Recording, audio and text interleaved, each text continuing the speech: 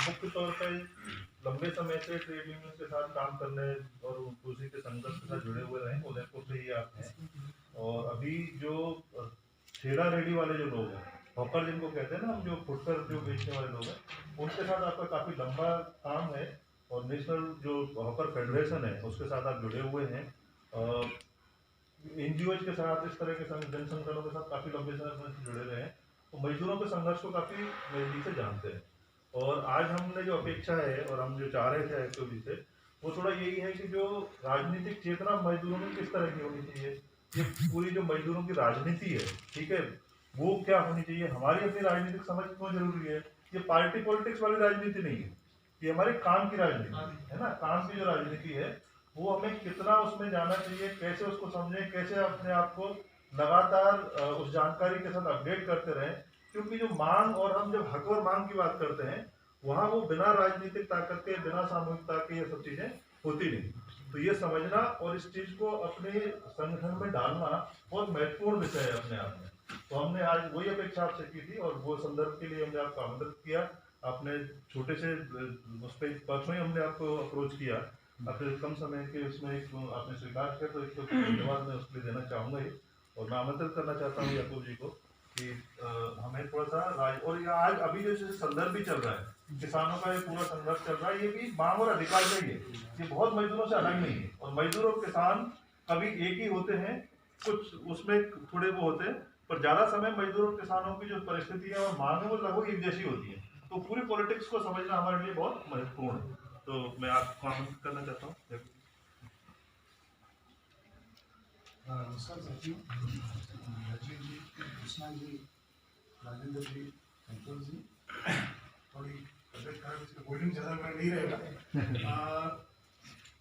सबसे पहले एक नारा लगाएंगे, हम अपना अधिकार मांगते नहीं किसी से भीख मांगते। तो मैंने मेरा जो एनजीओ का जो जीवन जो चालू किया था, सामाजिक संस्थाओं के साथ काम करने का, इसी कैंपस से किया था, यहीं से मेरी शुरुआत की थी। और अभी मैं स्ट्रीट वेंडर मुद्दों के ऊपर काम कर रहा हूँ। तो जो हम बार बार जो लीडरशिप की जो बात कर रहे हैं, तो हम कब कर सकते हैं लीडरशिप, जब हमें खुद इसकी जानकारी हो, कानूनों की जानकारी हो। राजीव जी ने नरेगा के बारे में बताया, तो हम नरेगा अभियान से प्रत्यक्ष अप्रत्यक्ष रूप से तब से जुड़े, जब से इसकी शुरुआत, तब से हम राजसमंद में मेरी सहयोग संस्था का सहयोगी सेवा संस्थान है। मैं उदयपुर का निवासी हूँ। पिछले 15 साल से मैं राजसमंद में काम कर रहा हूँ। पूर्णिया, उदयपुर में और राजस्थान में स्ट्रीट वेंडर जो है, रेहड़ी पटरी वाले, उनका एक संगठन है नेशनल हॉकर्स फेडरेशन, जो कलकत्ता में इसका हेड ऑफिस है। उनके साथ शक्तिमान बोस हमारे एक जनरल सेक्रेटरी, उनके साथ मैं काम कर रहा हूँ। राजस्थान का मैं संयोजक हूँ। उसी तरह चाइल्ड लेबर है, उस मुद्दे पर लोग काम कर रहे हैं।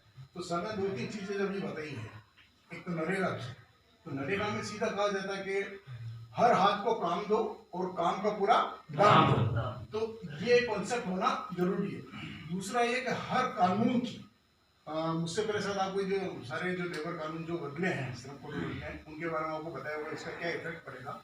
और वर्तमान में जो आज जो मैं बात करना चाह रहा था, किसान आंदोलन की, तो किसान आंदोलन का मतलब ये नहीं सिर्फ वो किसान के साथ साथ लेबर, वो भी जो लैंडलेस है, जो मजदूरी करते हैं खेतों के अंदर, तो वो भी उससे इफेक्टेड होंगे। तो हमारा समर्थन ऐसा नहीं सिर्फ हम इसके कंस्ट्रक्शन वर्कर, इसलिए हमारा खाली एक ही मुद्दा, हम इसी मुद्दे पे ही बात करेंगे। जो किसान वहां बैठे हैं, आधे किसान उसके अंदर वेंडर भी है, जो किसान सब्जी उगाता है वो बेचता भी है, वो विक्रेता भी है।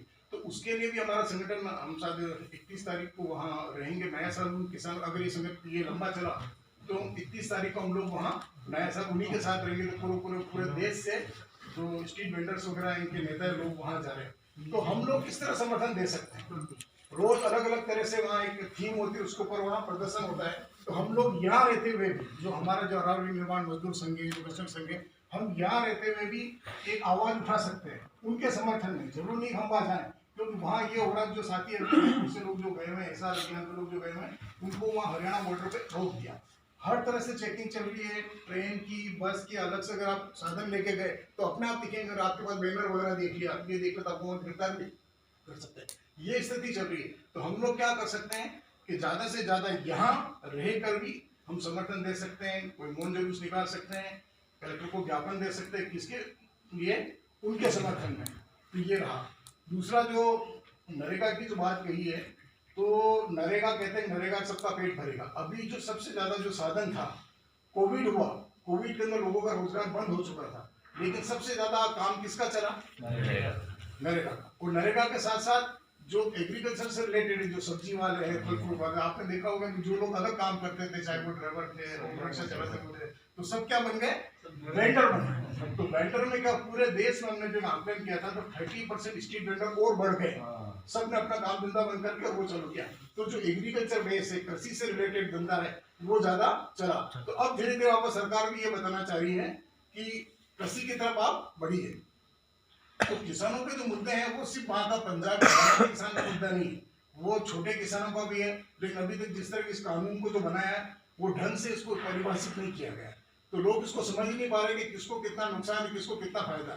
लेकिन धीरे धीरे पहले इसको कहा जा रहा था पंजाब और हरियाणा का है, लेकिन पंजाब हरियाणा का नाम राजस्थान से भी लोग गए, एमपी से। अभी 5-6 दिन पहले यहाँ से गुजरात के लोग भी यहाँ आए थे, यहाँ से लोग वहाँ गए हैं। वो अपनी पहचान छुपा के गए, किसी तरह गए, वो बस लेके आए, शादी किस तरह बना के लेके आए, क्योंकि हर जगह बहुत तगड़ी चेकिंग चली है। रात को हमारी फिर बैठक हुई थी हमारे संगठन की भी, किस तरह वहां जाया जाए। तो उसमें बता रखा था अगर आप दिल्ली के अंदर एंटर कर गए तब तक तो ठीक है, वरना बॉर्डर तो सबसे सस्ता साधन जो सुरक्षित साधन जो बताया गया या सुरक्षित, वो ट्रेन बताएगी कि ट्रेन के जरिए आप जा सकते हो। अगर आपका खुद का व्हीकल लेके गए, आपको कहेंगे किसी बॉर्डर पर रोक दीजिए। यहाँ से जो सीकर से, कोटपुतली से, इधर से एक एसआर अभियान चल रहा है, सूचना रोजगार अभियान, जिसके निखिल डे और अरुणा राय वगैरह उनके साथ हम लोग। तो यहाँ से जो ये संगठन गया तो उन लोगों को बॉर्डर पे रोक दिया, और इवन की इतनी बैरिकेडिंग कर रखी कि वो आदमी वहां से पैसा करने के उधर नहीं जाता, पुलिस वालों ने रोक लिया, आप इधर नहीं आ सकते। तो ये था। फिर एक सामाजिक सुरक्षा, क्योंकि मैं काफी लंबे समय से सामाजिक सुरक्षा योजना से जुड़ा हुआ हूँ। तो अभी जितने भी जो नए अधिकारी आए, समाज कल्याण विभाग जिसको बोलते थे, सामाजिक अधिकारिता विभाग बना, 136 स्कीम है, 136, जिसके अंदर पेंशन भी है, बच्चों के लिए योजना भी है, गरीबों के लिए पालनहार योजना है, सब तरह की योजना है। आप सिर्फ श्रमिक नहीं है कि सिर्फ आप कंस्ट्रक्शन मजदूर हैं, उसके साथ साथ एक नागरिक है, और एक नागरिक होने के नाते आपके साथ वो सारी पात्रता लागू हो जाती है जो वो विभाग देता है। तो पेंशन की भी आपके साथ लागू होगी, आपके बच्चों के लिए भी होगी, अनाथ है उनके लिए होगी, विकलांग पेंशन भी है। तो ये सारे के सारे के सरकार ने आज जैसे कियोस्क के लिए आया था, वो सारे बंद पड़े हुए हैं। हर जगह जो उन्होंने ई प्लस में जो ई मीटर लगा रखे हैं वो सारे बंद पड़े हैं, उनको कोई चलाने वाला नहीं है। तो इसके ऊपर समाज कल्याण विभाग को संवेदनशील करने के लिए वहाँ के सारे अधिकारियों को एक बीसी कर रही थी, तो हम लोग भी उसमें शामिल होते हैं। तो वीडियो कॉन्फ्रेंस में सारे उन अधिकारियों को बताया कि उनको चेताया गया, आपको जो जिम्मेदारी दी गई है समाज कल्याण विभाग को, किसी के लिए रोजगार के लिए या उसके पेंशन के लिए या जो पालनहार योजना बच्चों के लिए, तो वो क्या है कि अगर आप में संवेदनशीलता नहीं होगी, बार बार कहा गया था कि जो फॉर्मेलिटीज जो होती है वो बहुत ज्यादा होती है, तो फॉर्मेलिटीज की वजह से आप लोगों को पता नहीं चलता है। सबसे बड़ा चल रहा है आधार लिंकेज का, आधार का आपका लिंकेज मोबाइल से होना जरूरी है, और मोबाइल में क्या होता है अक्सर 90% लोग अपना सिम चेंज कर देते हैं, तो वो पात्रता के अंदर आते नहीं। अभी कोविड के दौरान राज्य सरकार की तरफ से 2500 रुपए सहायता दी गई थी, स्ट्रीट वेंडर को भी दी गई थी। तो उसमें यह है कि अगर आपका लिंक नहीं है तो आप अपने आप वहां उससे पात्रता से वंचित रह जाएंगे। तो सरकार तो अपने आंकड़े दिखा देगी कि हमने इतने लोगों को आगे भेजा, लेकिन वास्तविक में अगर आप जाएंगे तो ओनली जो पोर्टल बना हुआ है, जन सूचना पोर्टल, बहुत बड़ा विज्ञापन आज राशन मंत्री तो ऊपर दिया है और अंदर दिया है, सारे वो कियोस्क वगैरह सब बंद पड़े हुए हैं। तो उसमें देखेंगे तो उसमें तो आपका नाम आ जाएगा, लेकिन वास्तविक खाते के अंदर आपके खाते के अंदर पैसा ट्रांसफर नहीं होता है। तो वो क्यों नहीं होता है? क्योंकि आपका लिंक नहीं है। तो एक तरफ डिजिटलाइजेशन हो रहा है, डिजिटल किया जा रहा है, और दूसरी तरफ से वापस मैन्युअली रिकॉर्ड मांगे जा रहे हैं। तो ये सारा हमें हमारी तरफ से एक अलर्ट भी होना चाहिए, और हमारी तरफ से हमें थोड़ा सा जागरूक होना जरूरी है। और तीसरा जो मैं खास तौर पर जो कहना चाह रहा था समाज कल्याण विभाग के लिए, कि यहाँ अपडेट करने के लिए अभी एक अपडेशन चल रहा है। आप कहते हैं वो राशन वगैरह नहीं मिल रहा है, तो अपडेशन चल रहा है। तो जो भी बीएलओ है, तो वो बीएलओ जो है उससे आप संपर्क करिए। कई बार मैंने बीएलओ से पूछा कि भाई तेरे पास ये कुछ सरकार की तरफ से कुछ आदेश आए, ये सब नहीं है, तो वो आदेश हमने दिए। चूंकि हम लोग सरकार को सिस्टम से प्रक्रिया से जुड़े हुए हैं, तो हमारे पास वो फॉर्मेट आ जाते हैं। तो वो फॉर्मेट बीएलओ को, मेरे क्षेत्र के बीएलओ को दिए, उसको खुद को पता नहीं है, तो ये कीजिए। तो ये है, मुझे खासतौर पे आपके जो निर्माण मजदूर संघ है उसके संबंध में बोलने के लिए बुलाया गया था। तो प्रत्यक्ष रूप से मैं जुड़ा हुआ नहीं, लेकिन इनडायरेक्टली मजदूरों के साथ जुड़ा हूँ, मजदूरों के हक के लिए जुड़ा हूँ। और स्ट्रीट वेंडर का एक मोटा आपको बता दूं कि जो रेहड़ी पट्टी वाले जो लोग हैं किस तरह कानून बनता है, ये कम से कम 40-50 साल का एक संघर्ष है। कलकत्ता से इसकी शुरुआत हुई थी और हर जगह रेहड़ी पट्टी वाले, एक सरकार की जिम्मेदारी होती कि कोई भी नागरिक भूख से नहीं मरे। जब कभी भूख से मर जाता तो लिपापोती करते, घर में ले जाकर अनाज भी डाल देते, तो भूख से नहीं मरे और उसको एक सम्मानजनक जीवन जीने का रोजगार दे और वो दे। सरकार उसमें अक्सर फेल होती है, हम हर बार सरकार की तरफ देखते हैं। तो जो स्ट्रीट वेंडर है, जो रेहड़ी पट्टी वाला, वो खुद क्या करता है, अपना खुद का छोटा सा सामान लेके फुटपाथ पे बैठा है और फुटपाथ पे बैठ कर अपना रोजगार कर रहा है। तो उसको बार बार क्या किया जाता है, वहां से खदेड़ दिया जाता है। कभी पुलिस आती है, कभी म्युनिसिपल कॉर्पोरेशन आती है और उनको खदेड़ दिया जाता है। तो वो जो छोटा मोटा उसमें जो खुद का रोजगार चला रहा है वो भी नहीं चला पाता। तो उसके लिए बार बार ये डिमांड की गई, अलग अलग जगह से अलग अलग छोटे छोटे संगठन बने, श्रम संगठन बने, उन लोगों ने इनकी डिमांड की गई कि कम से कम हमें भी यहाँ पे बैठने का अधिकार दिया जाए। तो एक बहुत लोबी और एडवोकेसी जिसको हम बोलते हैं, वो काफी लंबे समय तक चली, हर स्टेट के अंदर चली। कलकत्ता से शुरुआत हुई, वहां तो ये हुआ था कि सुंदरता के नाम पे, ऑपरेशन सनशाइन के नाम पे उन लोगों के साथ मारपीट गई और उनको वहां से खदेड़ा गया। अक्सर हम देखते हैं, जिसमें उदयपुर का एग्जाम्पल देता हूँ, उदयपुर को भी इन्होंने सौंदर्यीकरण के नाम पे काफी जगह से नॉन वेंडिंग जोन बना के इन लोगों को हटा दिया गया। अभी कंडीशन ये चल रही है कि अगस्त से जनरल हॉस्पिटल के बाहर से 35 स्ट्रीट वेंडर थे, जो रेहड़ी पटरी वाले जो वहाँ खड़े थे, उसको स्ट्रीट वेंडर बोलते हैं। जो फुटपाथ रेहड़ी पटरी वाले, उनको कहा जाता है। तो जो जमीन पे बैठता है, थैला लेके घूमता है, सर पे लेके घूमता है, वो सारे उसमें वेंडर बनते हैं। और 2014 के अंदर ये कानून पास हुआ था, स्ट्रीट वेंडर एक्ट का। लेकिन आज 2020 चला, इस कानून को क्रियान्वयन करने के लिए, इंप्लीमेंट करने के लिए किसको कहा गया था, नगर निगम को जिम्मेदारी दी गई, जो कि जो सबसे निकृष्ट डिपार्टमेंट, वो सुपर नगर निगम को लोग नगर निगम भी कहते हैं, उसको जिम्मेदारी दी गई। उसमें मोटा मोटा इस कानून के लिए से बता, हमने इसके लिए बहुत ज्यादा एडवोकेसी की, पैरवी की। तो लोग कहते थे कि स्ट्रीट वेंडर को कोई जगह मिलेगी, कोई इसको जगह देगा, कोई सरकार इसकी बात मानेगी? ये तो अतिक्रमण करते हैं, फुटपाथ को जाम करते हैं, लोगों के लिए असुविधा होती है, इस तरह बात की जाती है। और बड़े शहरों में इसकी जो समस्या है वो ज्यादा है। तो यहाँ तो छोटे शहर है, यहाँ तो फिर भी थोड़ा बहुत स्पेस होता है, लेकिन बड़े शहरों में और स्ट्रीट वेंडर्स भी वहाँ काफी ज्यादा संख्या में होते हैं। तो बहुत ज्यादा एडवोकेसी, जितने भी जो पार्टी थी, कम्युनिस्ट पार्टी के अलावा जो राजनीतिक दल थे, उनसे सांसदों से मिले, विधायकों से मिले, सबसे मिले। और इस कानून को पास करवाने के लिए जितने भी जो मेन जो एमपीज थे और गवर्नर थे, मैंने राजस्थान के गवर्नर से भी चिट्ठी लिखवाई इसके पक्ष में।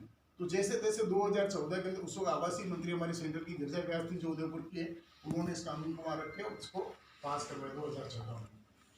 कानून पास हो गया है, सुप्रीम कोर्ट के आदेश निकल चुके हैं, आज 2020 चल रहा है।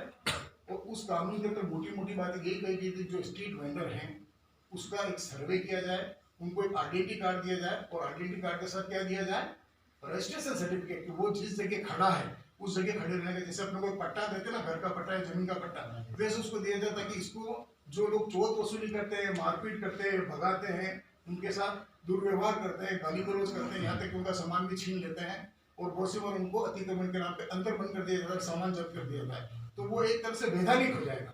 तो उसके लिए लड़ लुड़ा के जैसे हमने इस कानून को पास तो करवाया, लेकिन आपको पता है एक्ट खूब बनते हैं, कानून खूब बनते हैं, उसको इम्प्लीमेंट करने के लिए दिक्कत आती है। तो आज भी हमको संगठन बना के और बार बार धरने लाना पड़ता है। अभी कोविड का इन्होंने एक नया कानून बना दिया है, तो कोविड के तहत आप एक मास्क नहीं लगाए, अगर आप 5 से 5 में बैठे हैं, तो उस एक्ट की अवमानना करने से अगर आपको अंदर कर दिया जाता है। तो एक सोशल डिस्टेंसिंग रखते हुए भी हम लोग उसका अब धरना प्रदर्शन की भी ज्यादा हमें इजाजत नहीं है, तो 4-5 लोग वहाँ ज्ञापन देके आते हैं। तो मैं जो बार बार तो कह रहा था कि 5 चीजें यहाँ बताई गई थी आपको संगठन के बारे में, संख्या होनी चाहिए, वो होनी चाहिए। एक चीज इसके अंदर और लुप्त हो रही है, वो क्या है, जो आपका संगठन है, संगठन में संख्या भी होनी चाहिए, नीचे से लेकर ऊपर तक भी होना चाहिए, लेकिन एक मुख्य इसके अंदर एक भावना होती है, वो भावना क्या है संगठन के अंदर, एका, आपके अंदर एकजुट तो होना बहुत जरूरी। संगठन कब चलेगा कि जब सबके विचार एक होंगे, एकजुटता के साथ किसी उद्देश्य को पूर्ति करने के लिए चलेगा, तो वो एका होना बहुत जरूरी है। अक्सर क्या होता है कि जो बड़े बड़े संगठन जो बनते हैं, बाद में क्या होता है, वो एका नहीं होने की वजह से टूट जाते हैं। तो हमारा जो उद्देश्य है, उस उद्देश्य को पूरा करने के लिए हमारे अंदर एका होना जरूरी है। और दूसरा कानून की, जैसे मैं इस कानून की बात कर रहा हूँ, तो ये इतना जटिल कानून सरकार ने बनाया था स्ट्रीट वेंडर एक्ट का भी, कि अक्सर जो अच्छे अच्छे वकील होते हैं वो भी फेल हो जाते हैं। वो कहते हैं ठीक है हम आपके लिए लड़ेंगे, कोर्ट में जाते हैं और वो जवाब नहीं दे पाते। तो इसी तरह हमारे जो श्रम कानून बने हुए हैं, तो उनकी जानकारी हमें इसलिए होनी चाहिए कि हम उसके लिए फाइट कर सकते हैं। आज आपने नरेगा की बात की, कुछ और मुद्दे की बात की, 10 लेबर के बाद उन्होंने 20 कर दिया, तो नियोक्ता के पक्ष के अंदर उस चीज को बढ़ाया जा रहा है। तो हमारे नियोक्ता कौन है? एक छोटा नियोक्ता भी हो सकता है और बड़ा नियोक्ता। किसान किसके खिलाफ लड़ रहे हैं? किसान की खुद की अपनी जमीन है, आपके पास तो जमीन भी नहीं है, आप किससे लड़ोगे? आपका क्या अधिकार है? किसान तो अपने जमीन के अधिकार के लिए भी लड़ रहा है। आपने काम बोल नहीं पाते हैं, इसलिए बोल नहीं पाते कम मजदूरी के ऊपर क्योंकि उनके पास विकल्प है। आप नहीं करोगे काम, दूसरा आ जाएगा। मैं रिसेंटली अभी ब्यावर जाता है, हम जो सुरक्षा की जब बात कर रहे थे तो वहाँ पे ये फ्रेश पार्क की क्रशिंग यूनिट लगी हुई है, तो कम से कम 1000 से ऊपर यूनिट जो है वो अवैध है। अवैध का मतलब उनका कोई रजिस्ट्रेशन नहीं है और वैसे ही चली। तो वहाँ पे जितनी भी जो महिला श्रमिक है या पुरुष श्रमिक है वो जो काम कर रहे हैं, किसी भी तरह का कोई सुरक्षा उपकरण नहीं है। जब वो काम करता है कोई पट्टे में आ गया, वो जाके अंदर फंस गया। इसी तरह उनके साथ जो बच्चे जाते हैं, छोटे छोटे बच्चे होते हैं, वो जो महिला है अगर 4 या 5 साल का बच्चा घर पे उसको कोई संभालने वाला नहीं, वो क्या करेगी? वो साथ लेके जाएगी, तो वो बच्चे उस मशीन के लपेटे में आगे खेलते हैं। फिर वो जो डस्ट उड़ती है तो उनके पास वहाँ बैठने का, खाना खाने की इस तरह की कोई सेपरेट जगह भी नहीं है। तो जब हमने पूछा तो पता चला कि टोटल यहाँ पे 5 या 10 जो यूनिट है, 16 यूनिट जो है वो सिर्फ रजिस्टर्ड है और बाकी सारी यूनिट क्या है? अनरजिस्टर्ड है। तो वहाँ पे भी उन लोगों ने अपना समूह बनाया, संगठन बनाया। हमसे बात करके यार महिलाओं में जागरूकता प्रदान की कि आप सबसे पहले डिपार्टमेंट, क्योंकि इसमें डिपार्टमेंट में एक दूसरे की टांग खींचे करते हैं। डिपार्टमेंट में क्या होता है कि अगर वो यूनिट चल रही है तो उसको कनेक्शन कहाँ से मिला? बिजली विभाग से मिला। तो बिजली विभाग को भी ये चेक करना चाहिए वास्तव में इसके पास रजिस्ट्रेशन है नहीं। फिर जो फैक्ट्री बॉयलर एक्ट जो बना हुआ है उसके तहत भी उसके ऊपर कार्रवाई हो सकती है, लेकिन ये सब चल रहा है। तो इसके लिए क्या होगा कि सरकार के पास जाने के लिए हमें जानकारी होना अत्यधिक जरूरी है। जितने ट्रेड यूनियन है, मैं अभी खास तौर पे ये देख रहा हूँ, मैं ट्रेड यूनियन की संगठन किसके बात कर रहा हूँ, ये जो किसान आंदोलन चल रहा है, तो ट्रेड यूनियन के अंदर भी मैंने ये देखा कि कोई यूनियन तो उसके समर्थन में कोई नहीं, तो हर यूनियन ने अपना अलग अलग एक मुद्दा बना रखा है। वो मुद्दा होगा उसी पे हम बात करेंगे। बाकी जो अक्सर कहा गया ना अभी कभी ये लोकल पॉलिटिक्स क्या है, तो मैं पॉलिटिक्स की ये बात नहीं कर रहा हूँ बीजेपी या कांग्रेस या ट्रेड यूनियन जो किसान के या मजदूरों के पक्षधर होते हैं, उनके लिए आवाज उठाते हैं। तो ट्रेड यूनियन जो है उनकी खुद की भी अपनी अपनी एक अलग अलग मुद्दे पे अपने आप को केंद्रित कर रखा है। तो उन्होंने उस पर अपने आप को केंद्रित कर रखा है। तो आपको नीचे से हमेशा डर होता क्या है कि संगठन ऊपर भी बने हुए हैं और उन्हीं के फॉलोवर नीचे हैं, लेकिन आप अगर किसी से भी अगर एफिलिएशन है आपका, तो नीचे से कोई चीज संगठित ऐसे कीजिएगा आपकी जो आवाज है नीचे से ऊपर तक जाए, न कि ऊपर वाले जो कानून बन के नीचे आ रहे हैं वो। तो यहाँ पे मोटा मोटा मैं यही कहना चाहूंगा कि जो आपकी जो ट्रेड यूनियन की जो पॉलिटिक्स है, आपका जो ये संघ बना हुआ है, तो किसी न किसी से आपका एफिलिएशन है, वैसे मोटा किससे एफिलिएशन अलग अलग है, एक से अभी किसी राजनीतिक पार्टी से किसी से है नहीं। अच्छा, वो ये थोड़ी वो समझ ही बनाने की कोशिश कर रहे हैं कि वो मतलब पार्टी के साथ तो जुड़े नहीं जुड़े, पर किसी विचारधारा के साथ तो जुड़े। विचारधारा के साथ जुड़ना। तो विचारधारा हमारी कौन सी होगी? जो लेबर फ्रेंडली होगा, जो लेबर के पक्ष में होगा, है ना, जो मजदूरों के पक्ष में होगा। तो मजदूरों का नाम से तो काफी है ना, ये कम्युनिस्ट पार्टी वगैरह काम करती है, लेकिन वास्तव में आवाज पहुंचती ही नहीं। मैं किसान आंदोलन का एग्जाम्पल बार बार इसलिए दूंगा कि ऐसा लग रहा है किसानों की अपनी खुद की लड़ाई, लेकिन वो इनडायरेक्टली जो वो लड़ रहे हैं, जो एमएसपी की बार बार बात करते हैं, न्यूनतम जो इनका एक सपोर्ट जो प्राइस होता है कि मंडी में ले जाकर सरकार इतने में तो उसको खरीदेगी, वो क्यों ओपन कर रहे हैं? एक तरफ कृषि मंत्री का बयान आ रहा है कि एक किसान ले जाके कहीं पे भी इसको अनाज को बेच सकता है। दूसरा जो शिवराज सिंह जो सीएम है एमपी का वगैरह देगा हमारे बॉर्डर में घुस के बताओ भाई हम आपके प्रोटेक्ट करेंगे। हरियाणा ने रोक दिया, हरियाणा में रोक दिया। तो हो क्या रहा है कि किसान को एक तरह से झुंझुना पकड़ा जा रहा है। किसान को सबसे बड़ा डर क्या है कि मेरा अनाज कहाँ बिकेगा। एक यूपी का किसान है, वो क्या राजस्थान में आके बेचेगा? उसकी कितनी कैपेसिटी?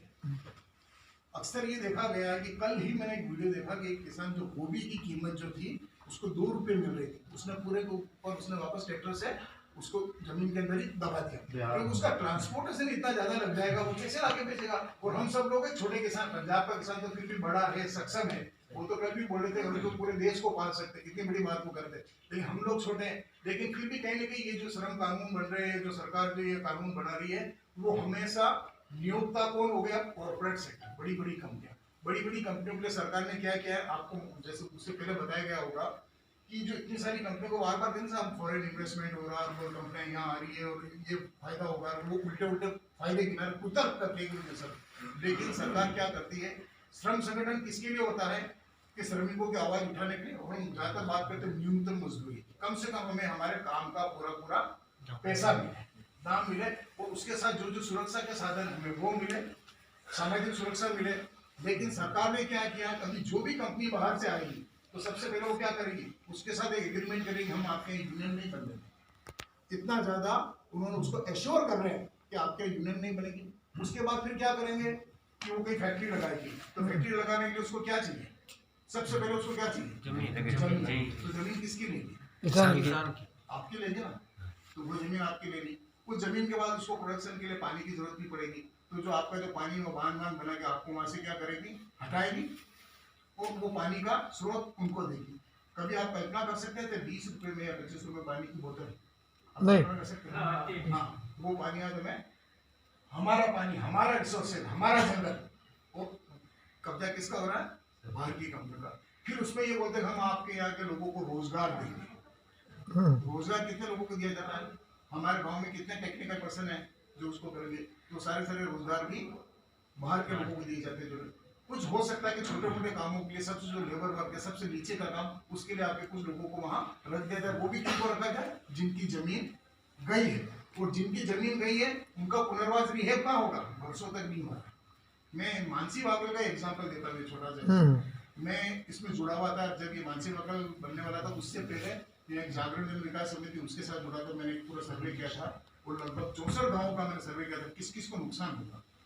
तो जो उन्होंने जो जमीन बताई थी कि इसकी जमीन नहीं आ जा रही, तो उसको दूर ले जाके एक राखा दिखाया, जहाँ वो वर्षों तक सर पटकता रहता, तब भी जाके वो जमीन उपजाऊ नहीं हो सकती। तो उसका जो वर्तमान जो रोजगार था वो तो सारा खत्म हो गया।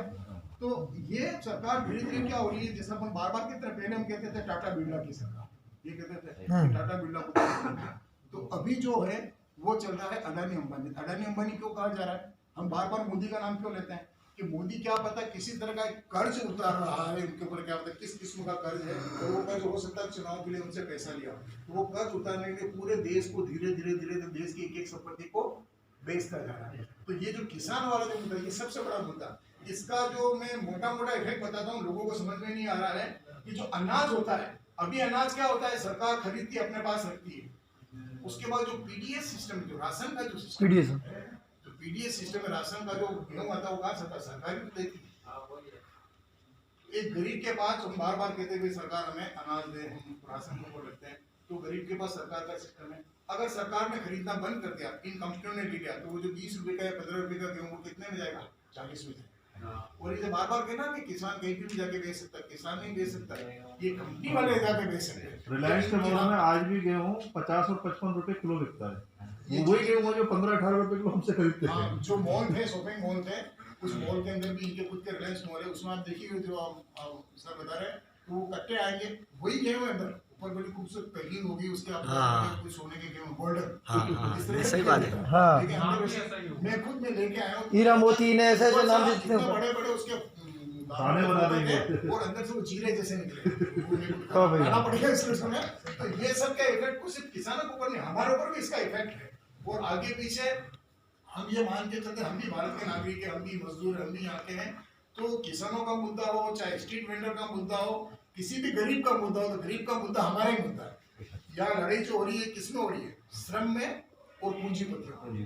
तो पूंजीपतियों का वर्चस्व हमेशा रहा, अभी किस अलग रूप में आ रहा है। पहले तो ईस्ट इंडिया कंपनी है, धीरे धीरे भारत को कब्जा किया, ये इस बार इनवाइट कर रहे हैं, आप आइए हमारे भारत को खरीदिए। तो धीरे धीरे बोलने लगते लगते ये जो हम जिसको बार बार कहते हैं इंडिया, ये थोड़े दिन में या तो रिलायंस इंडिया बन जाएगा या जियो इंडिया बन जाएगा, मतलब पूरा पूरा अडानी अंबानी ने इनको कब्जे में ले लिया। तो मैं यही कहना चाहता हूँ, मैं कोई बहुत बड़ी कोई तकनीकी बातें नहीं, मेरे को तकनीकी बातें दिन सत्र में बताई गई है, लेकिन आप लोग संगठन और संगठन के साथ जो बड़े संगठन है और जो हमारे हित की बात करते हैं, उनके साथ जुड़ना बहुत जरूरी है। और क्या इफेक्ट पड़ेगा, और मैं बार बार आज फिर आपको ये कहता हूँ कि ये जो किसान आंदोलन चल रहा है, इसके लिए जरूर आप अपना समर्थन दीजिए। किसी भी तरह का जो कल तक आपकी चर्चा होगी तो किस तरह आप समर्थन दे सकते हैं ताकि आवाज वहां तक पहुंचे। तीसरे सवाल में मांग पत्र की, आपके बार बोल रहा था हमारे कुछ मांग पत्र, तो मैं नरेगा के लिए कुछ इसमें मदद कर सकता हूँ, सामाजिक सुरक्षा के लिए कुछ मदद कर सकता हूँ, इन सारी स्कीमों से मैं जुड़ा रहा।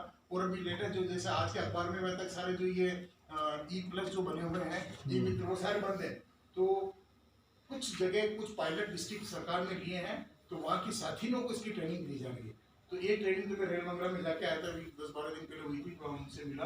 तो वहाँ की जो साथी हैं, क्योंकि अभी तक जो मशीनें हैं उसके ऊपर कोई ऑपरेटर नहीं है, सिर्फ नाम की लगा रखी और कभी वो ऑन करके दिखा देते हैं। और जो ई मित्र है वो ई मित्र प्राइवेट है, तो ई मित्र वाला क्या करेगा कि उसकी ड्यूटी वहाँ पे भी है, लेकिन वो वहाँ नहीं बुला के और कहाँ बुलाएगा, अपने ई मित्र को बुलाएगा। नहीं वो सर ऐसा बोल रहे हैं जैसे बैंक में चालू है हाँ। तो बैंक में तो वो मुद्दा आदमी बैठा रहेगा, फिर वो कहेगा यार आज साइड नहीं चल दी, ऐसा काम करना आज नहीं यार तो कल वहाँ, बस वही मुद्दा।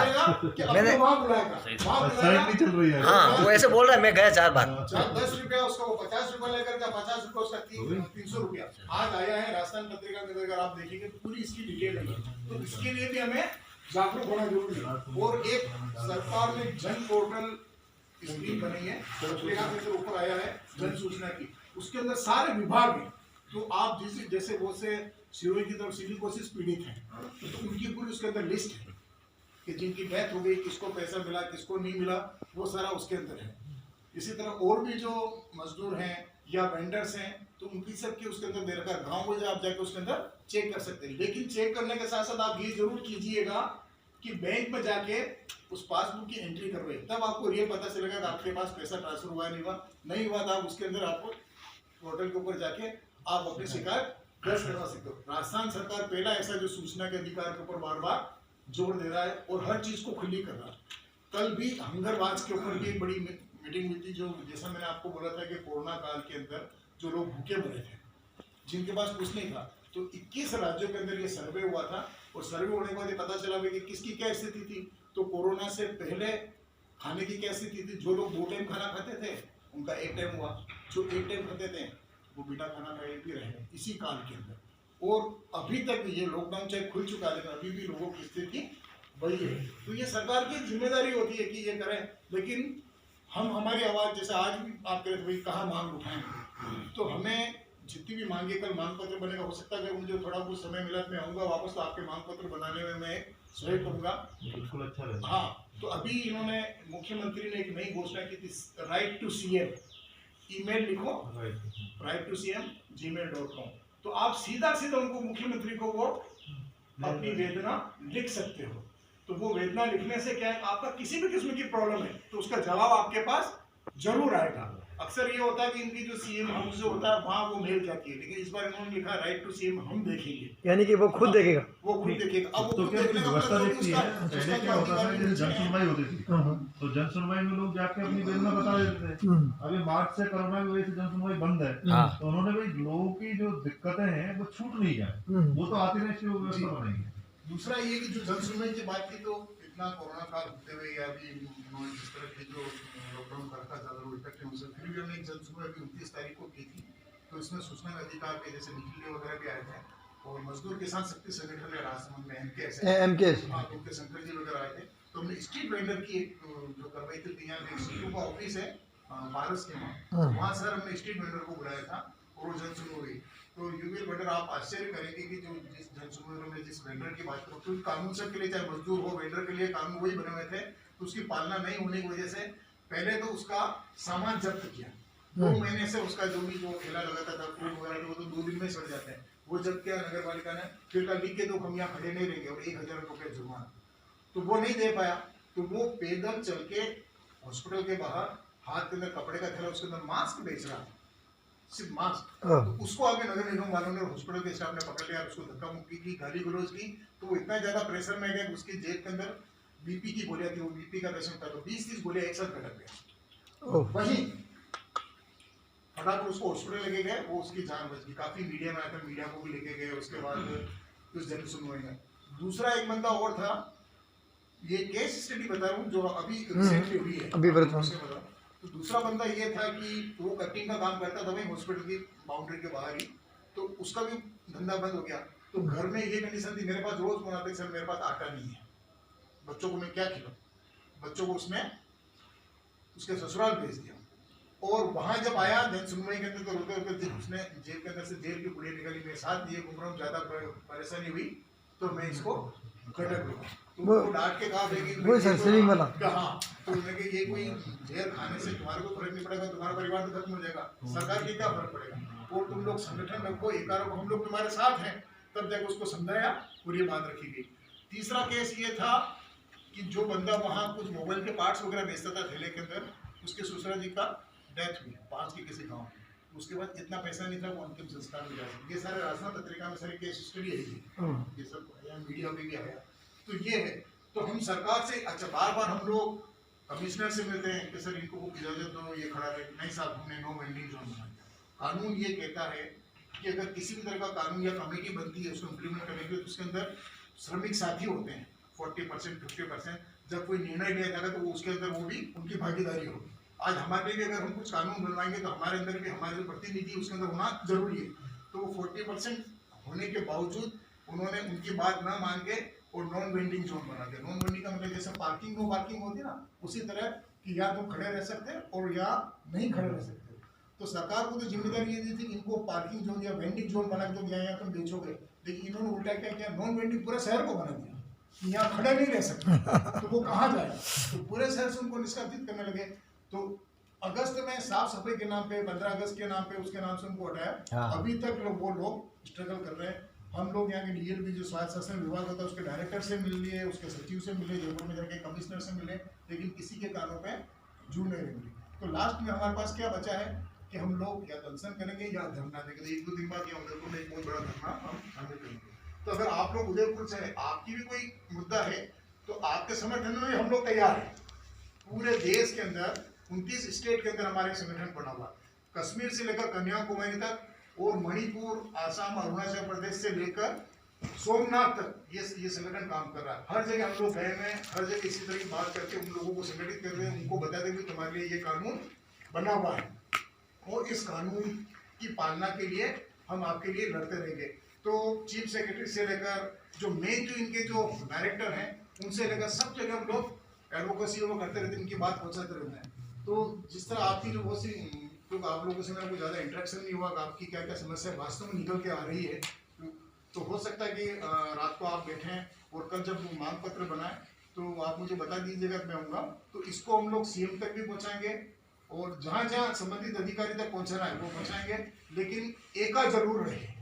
शायद आप लोग बांसवाड़ा, डूंगरपुर और कहाँ से, सिरोही से भी हैं?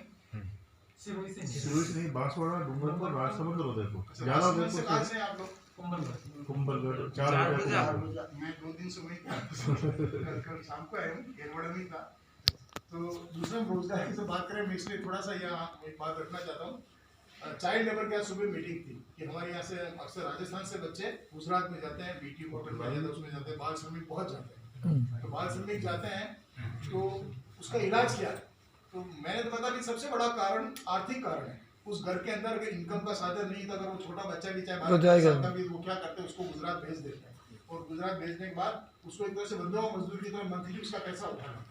अब वो बंदा वहाँ जाके क्या कर रहा है, किस कंडीशन में रह रहा है, कैसे रह रहा है, लेकिन धीरे धीरे जब जो बड़ा होता है 16 साल के बाद या 17-18 साल के बाद और वो उधर है, तो वो कानून के खिलाफ भी काम करने लग जाता है, अपराध करने लग जाता है, चोरी चकारी करने लग जाता है। तो मैं व्यक्तिगत कल का ही एग्जाम्पल दे रहा हूँ कि एक बंदा राजसमंद प्रॉपर केरवाड़ा सामाजिक संस्थाओं के साथ भी काम करता है, सूरत गया, बॉम्बे गया, बॉम्बे में किसी की गाड़ी उठाई, जैसा मुझे ट्रायल करनी, मुझे खरीदनी, वो भाग के लेके यहाँ आ गया, कहाँ, केरवाड़ा। तो मेरे पास लोगों ने संपर्क किया, भाई आप राजसमंद, वो पुलिस ने ट्रेस किया होगा कि भाई इसका नंबर सहयोग से क्या, उसका मोबाइल नंबर उनके पास आ गया था, तो उसको ट्रेस किया तो उसका केरवाड़ा ट्रैकिंग हो रहा था। मुझसे संपर्क किया, मुंबई की 2 पुलिस वाले और जो गाड़ी का मालिक था वो गाड़ी लेकर आए और मुझे साथ लेके गए।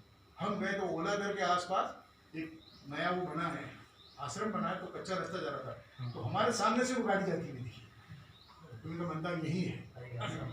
बिल्कुल थोड़ी देर हम रुके रहे, फिर रात को वहां से एक क्राइम ब्रांच की मुंबई से एक टीम और रही अलग से पीछे से, हमें भी पता नहीं, उन्होंने उसको ट्रेस किया और सुबह जाके कल उसको पकड़ के और लेके आए। तो कल सुबह 8 बजे मैं वहाँ से निकला हूँ, रात भर वहीं रहे, उसको बराबर ट्रेस करते रहे। तो ये जो बच्चे होते हैं ये वहाँ जाने के बाद क्या कर रहे हैं, क्योंकि हो सकता है बाल श्रम की समस्या हमारे बीच में भी हो सकती है, तो वहाँ बच्चा किस कंडीशन में रह रहा है, बच्ची है तो उसके साथ क्या व्यवहार हो रहा वो भी हमें पता नहीं। तो इन सारी चीजों को भी हमें थोड़ा सा जानकार होना चाहिए। और जो 220 रुपए की बात की गई है, तो मजदूर किसान शक्ति संगठन उधर राजसमंद में तो काम कर रहा है और वहाँ तो वो पूरा नकदी करके पूरा काम भी हो रहा है। उसके अलावा उनको ये जो काम के जो घंटे होते हैं उसको उन्होंने भले ही कम कर देगा, आप अपना काम कर दीजिए। जहाँ आप 6-8 घंटे की बात करें, अगर आपने 5 घंटे में काम कर दिया, 5 घंटे बाद आप फ्री हो सकते हैं। तो ये है। तो इसी तरह जो आपका जो न्यूनतम मजदूरी है, वो न्यूनतम मजदूरी के लिए भी अपन आवाज उठा सकते हैं। लेकिन बार बार मैं एक बात कहूंगा, संगठन के साथ जुड़े रहो। और जो आपके जो नेशनल लेवल के, क्योंकि अभी नेशनल लेवल के संगठन को मैं खुद देख रहा हूँ काफी बिखरे हुए हैं, माले अलग है, सीटू अलग है, वो अलग है।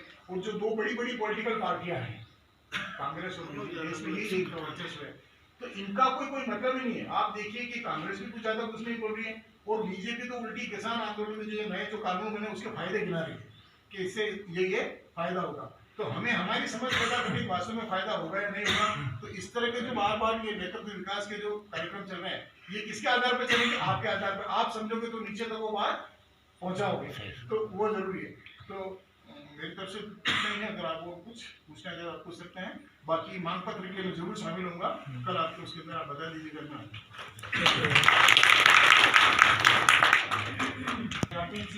याकूब जी ने हमको थोड़े अलग अलग जो परिप्रेक्ष्य है कि कहाँ क्या हो रहा है, क्या चल रहा है, वो थोड़ा बताया हमको और ये हमको पूरी एक अच्छे से पूरी जानकारी दी।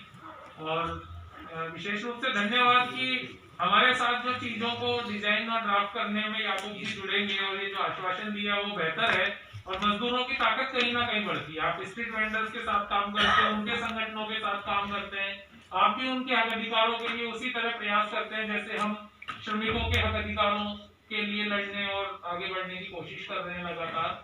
तो निश्चित रूप से याकूब जी हमारे साथ जुड़े रहेंगे लगातार यहाँ भी, और जैसे कह रहे हैं कि ये गांव और फील्ड में भी जाते हैं तो वहां पर भी आप हमारे साथ लगातार जुड़े रहेंगे।